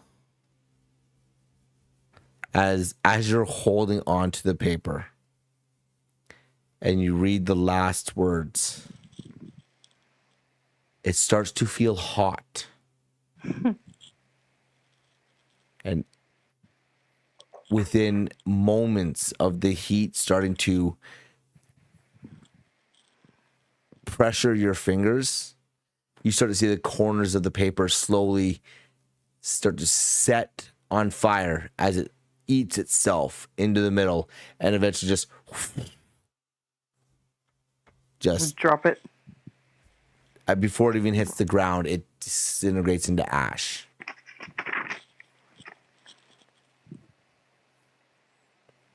Wow. I'll wipe my hands off. Tap the fire off. Well, Valeth is now pointing us to Durnax, so if Last person we have to see. indeed. As you're walking aimlessly, you start to hear this sound. This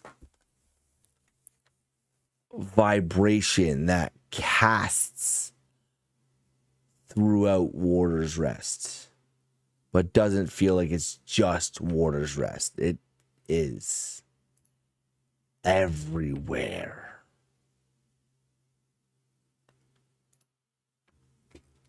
It feels like the sun is starting to blot out. There is a shadow being cast as you can feel the pressure in the air slowly drop. The sky is vibrating. You could see this skyship approaching. More than a skyship, it's a massive dreadnought, a floating citadel and war engine. Gita, you've seen this skyship before. Chris, you would have heard stories of this. You're looking up, and as you are, you see this turning beast, Vigil's End, the Leviathan Dreadnought class of the Solven Ring, approaching the Obsidian Watchtower. There's only one place this thing can dock. It is 4 to 5 times larger than any other skyship. And as it gets close, you start to see in the air. Where is it? Where is it? Come on.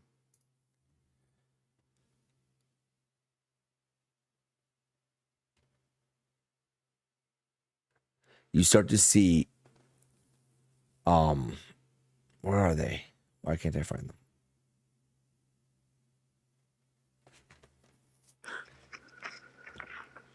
them?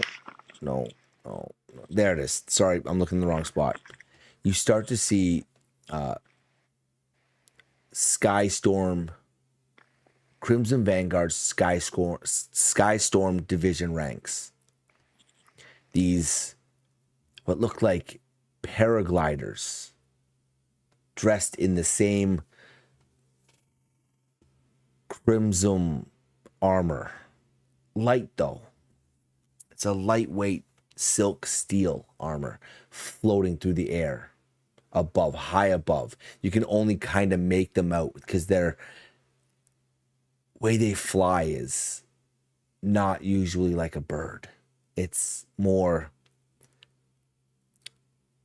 determined.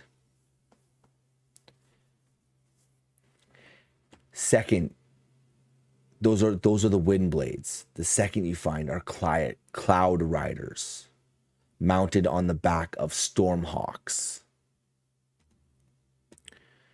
Massive flying birds.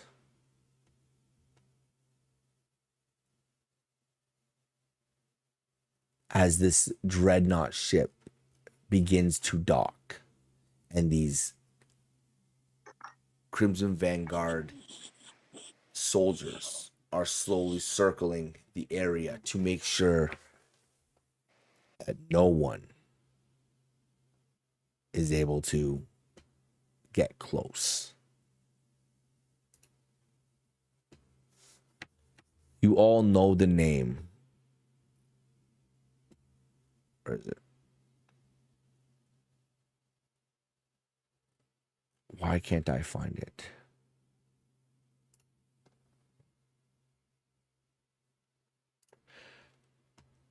You all know the name High Warden General Lucas Varn. The drow that commands the dreadnought.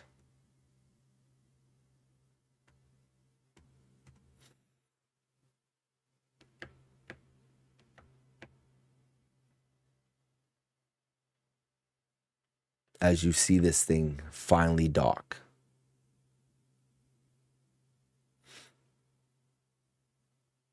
high above the city. And that's where we're going to end it tonight. Dun, dun, dun, What was the name again? I was ready to ask questions. You were ready to ask questions? Yeah. Oh, yeah. I'm ready. What you're seeing right now, you guys would know this ship. This ship is Vigil's End. It's the only dreadnought in the air. There's no ship that's even close to this one. The next closest one would be where is it?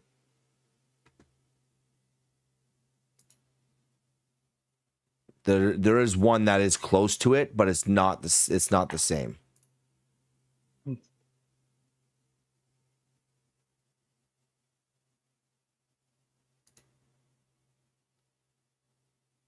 Okay. Hold on. The next one that'll be close to, I think, is this one right here that I created. Zeal of the Crown. It's also quite large as well, but it's not the same. It's not even close to Vigil's End is like 600 feet from bow to stern. Like, it's massive. Where like the next biggest one, I think it's Zeal Crown, is like 220. No, the next biggest one is Lux Varn, which is 260 feet. Like, not even half the size of it.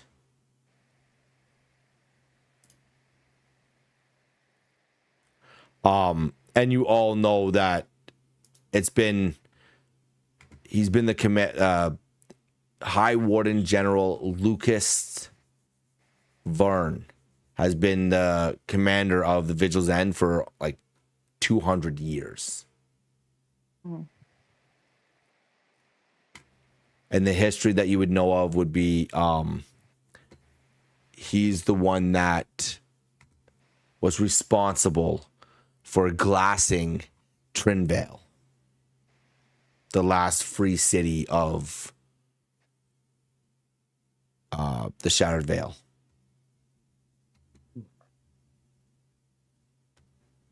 Interesting.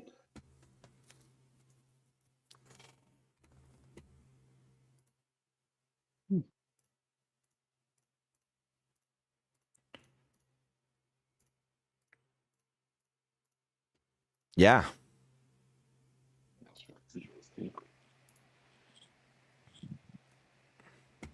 There you go. That's what's happened now. That's where we're at. Crazy. Oh yeah. Oh my goodness. Seen Okay. a big ship. Yeah. A little bit of gambling. You did some gambling. Gambling. With Did your some life. Gambling. That's so. Yeah. This was set up the last session too. Like that could have happened last session versus now. You know what I mean? Like If we had Mhm. gone. if you'd gone here, you would have did this. If you'd gone there, like these were built like this. So like you would be like if you wanted the information, you had to do the things, right? Mhm. So I had them set up maybe this we way. would have died today instead of last time. Yeah, maybe Yeah. you don't know. You don't know. You don't know. Yeah. I want to thank everyone for joining us tonight. We really do appreciate it. Like I say every single time, and I'm going to say it again and over and over and over again because I believe it's the one most precious thing you can do is spending your free time watching us do what we're doing is the best way you can support the channel at the end of the day. Coming in, watching, hanging out, chilling with us, asking questions, hopefully enjoying what you're seeing is the best thing you can do for our channel. At the end of the day, because there's nothing more precious than your personal free time. Like your time in general, nothing's more precious than that at the end of the day. Like it really isn't. If you choose to spend it doing what we're doing, watching us do this, that's absolutely amazing, and we appreciate it so much. Oh yeah. I Hope you're entertained. we hope you're entertained. Only one natural 20 was rolled today, and no natural ones. Yeah, We rolled a couple of ones on D6s. that's right. But yeah, no. Mm-hmm. Right? But no natural Yeah. ones. That is a first for all of us. That is a first for all of us because we roll natural ones. That's what we do here. It's like it's like what we do here. Remember guys, try to think of like what you would want to be called. Mm-hmm. Does that make sense? As a party.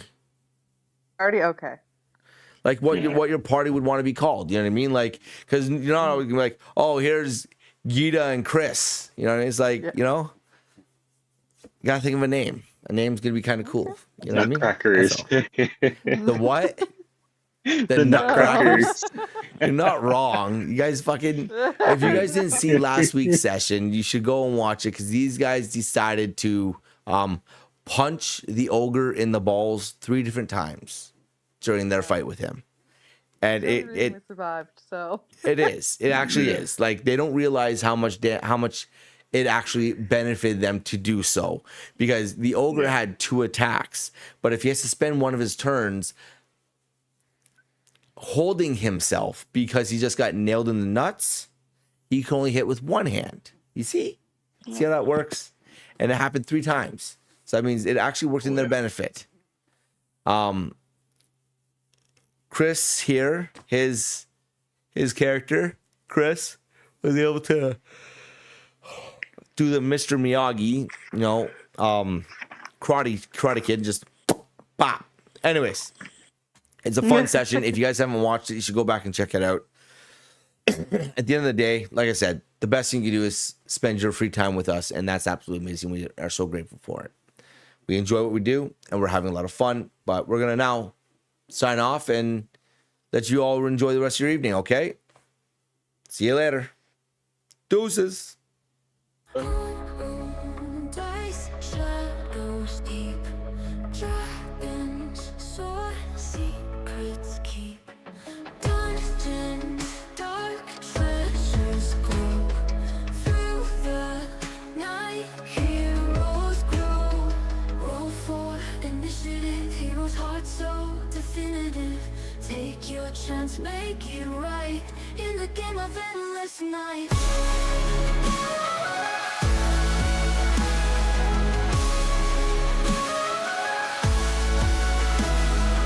Every quest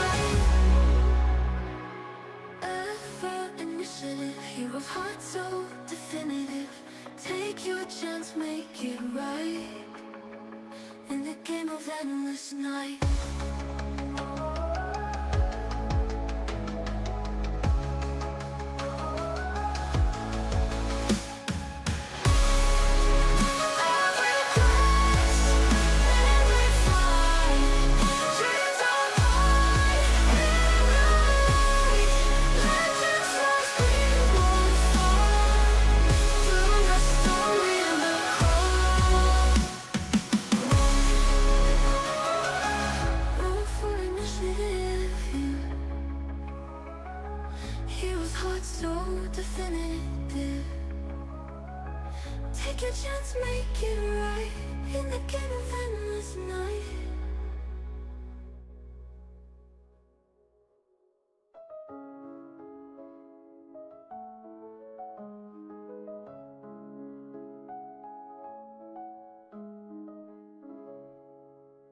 Every quest, every fight, dreams are born in the light.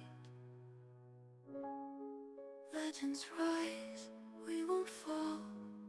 Through the storm, hear the call. Legends rise, we won't fall. Through the storm, hear the